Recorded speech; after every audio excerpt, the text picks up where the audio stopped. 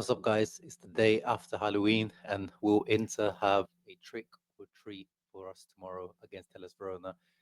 It is already a little bit of a trick because it is the early kickoff. Don't get caught out. Tomorrow is the 11:30 a.m. for me here in the UK. So if you're on the American slash Canadian that side of the world, it's going to be a very early kickoff for you. But for you Asian guys, for you guys on that side of the world, the eastern side of the world, is much nicer kickoff time.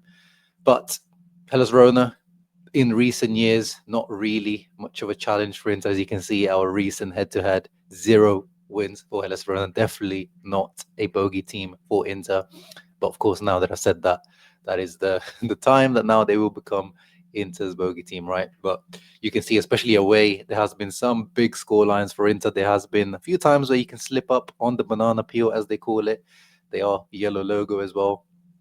There was this 2-2 result, but you can see last time round we beat them 5-0. That was even when the one game where Tucu Correa turns up against Hellas Verona, the yearly appearance of Tucu Correa. That was a good performance. And then the year before, I remember the Hakan banger from like 30, 40 yards. But yeah, in general, very, very good record. This Hellas Verona team, though, I must say, even though they are very low in the table in relegation zone, in terms of, if I show you just XG wise, look how high they should be in terms of XG and expected points. They have a higher XG than Como, than Bologna, than Sassuolo, Lazio, all these teams, but they just haven't been able to convert. They're -9. They got 9 less points than what the expected points expects them to have. That's a hard word to say.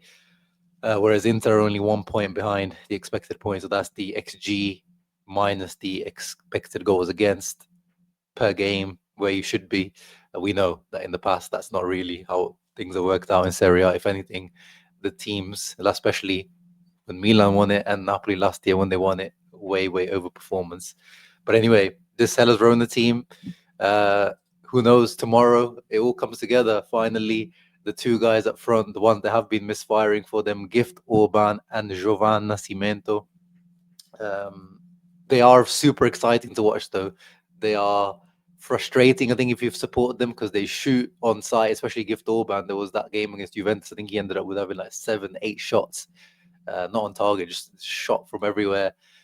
Should have been sent off, then scored the penalty, won man of the match, like crazy player. If you remember a few years back, I was also wanting him to sign for Inter. I thought he was a fantastic talent in Belgium. Hasn't quite worked out for him. The Uncle Sharma scouting FC. This one is, I'm still holding stocks, though. I'm still holding stocks on this one, but he definitely, if he was a little bit, even slightly more clinical this season, Hellas Verona would be nowhere near the relegation zone. And this guy as well is someone to watch out for. He was my pick for Hellas Verona for players to watch. That was before they signed Gift Orban. Otherwise, I would have picked Gift Orban, obviously, in my video with Lex, if you guys remember a few months back. 21-year-old Brazilian, super talented technically. Like, this guy has got pace, dribbling, creates things out of nothing. But same as Gift Orban, 0 goals at the moment, 3 assists. But it's a chaos front two, these two. They're going to create a lot. In midfield, you guys know Roberto Gagliardini. No need to talk about him. He's back now. He went AWOL for a little bit. He had some injury issues, went down with Monza to Serie B. Now he's back in Serie A. He even scored a goal, I think, in the last game or the game before. So it's an interesting team, Hellas Verona. They always manage to stay up, but they always have some random interesting players, like also Bella Kotchap. I used to like him a few years back, young German centre-back. Want to keep an eye out for the future as well. This right wing back, Belgali, got quite a nice bit of pace, but overall, not a great team. Before we get into Inter's predicted lineup, actually quickly want to cover some news in regards to Inter, Oaktree, the ownership. So it has been going on for a while. This is not something new, but Oaktree have been, or are still in the process of being taken over by Brookfield, which is another investment firm. So an investment firm taking over an investment firm. But what does this mean for Inter? So as per the Sole 2024 or 24 hours, Brookfield Fund has acquired 26% of the Oaktree Fund for $3 billion. which also includes the 100% of Inter. In reality, Brookfield already held full control of Oaktree, therefore the transaction would be merely the completion of an acquisition process that began in 2019. What does that mean for Inter? We're not really sure. Apparently, it doesn't change anything. I don't know if Catherine Ralph, Alejandro Cagno, the people from Oaktree, will they remain there? Will they be replaced? That's to be seen. But in terms of what it means for Inter moving forward, not much changes because the things that Inter needs to do in the upcoming weeks. So the San Siro deed, the first installment is due by 10th of November. So that still needs to go ahead. But something to keep an eye out for, in terms of if there anything changes in the structure and the ownership at Inter. Of course, Pepe Marotta still will remain president, but the Oaktree executives, is there going to be a change in that? We'll have to keep an eye out for that. Now let's get into the predicted lineups. For Inter, we've got the two predictions here from Sky Sport Italia and Gazzetta. So let's have a little game. Let's see which one is right. So Gazzetta are saying that it's pretty much an unchanged lineup apart from Bonny coming in, but they have De Vrij and Carlos Augusto at the back. Whereas Sky Sport Italia, they have Bastoni staying, and De Vrij coming in for Bisek, with Carlos Augusto at left wing back for Di Marco, but they have Bonny starting. I would opt for, if it was me, I would go for, maybe some rest for Bastoni would be nice, actually, with Carlos Augusto, a bit more physicality at the back. Maybe this is the one I would go for. Although I'm surprised, a little bit disappointed that the B6 centre-back experiment isn't continuing, because this is another team that will probably, let us have the ball. B6 pace and athleticism will be good to have if we're going to dominate the ball and play with a high line, especially with those two pacey front two, Giftovan and Jovan. So I'm a little bit disappointed not to see that B6 centre back experiment not continue, or still not seeing Akanji tested out in there. Also, Hakan continues to play every single match. When is this guy going to be given a rest? That's also a little question mark that I have. I don't want the situation of Hakan to turn into what happened with Marcus Thuram.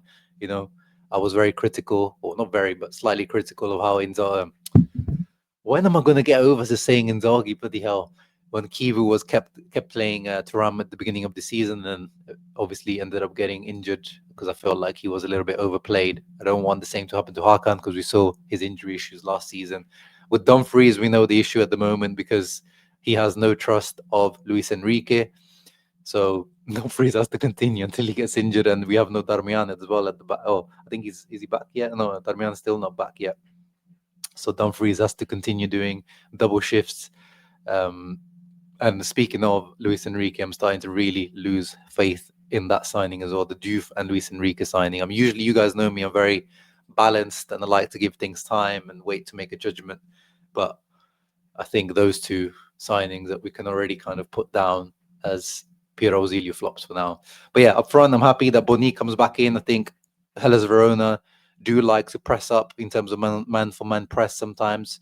I think we will have some space to run in behind. I think we need someone like Bonny to run in behind rather than two guys coming towards the ball like Pio and Lautaro. I think Bonny to stretch the play would be nice. And I think that will help Lautaro. I think Bonny, like we know, Bonny Lautaro is more like the Marcus Thuram Lautaro partnership. I think that will be a better link up. But I'm happy to see Sucic retain his place. As I said, I want to see him start 3-4 games in a row. I want to see him start against Kairat. Then I want to see him start the game after until Mkhitaryan's back, pretty much. Maybe miss one game for rotation if Zielinski wants to play there, Frattesi. But if it's on the right or the left, I want to see Sucic continue. And of course, I want to see some improvement from Lautaro. But yeah, this should be, in theory, with this lineup, very, very strong lineup, a solid, convincing win away to Hellas Verona. I am predicting a Lautaro goal and a Denzel Dumfries goal and maybe a Bonny goal. And I'm going to go for 3-0. 3-0 victory for Inter, or 3-1 maybe. Hellas Verona get one. But that's my prediction. You let me know in the comments down below your thoughts. Which lineup out of the Gazzetta, Sky Sport, or your own lineup? Comment down below which one you go for. Ciao ragazzi. See you tomorrow for the post-match reaction. Forza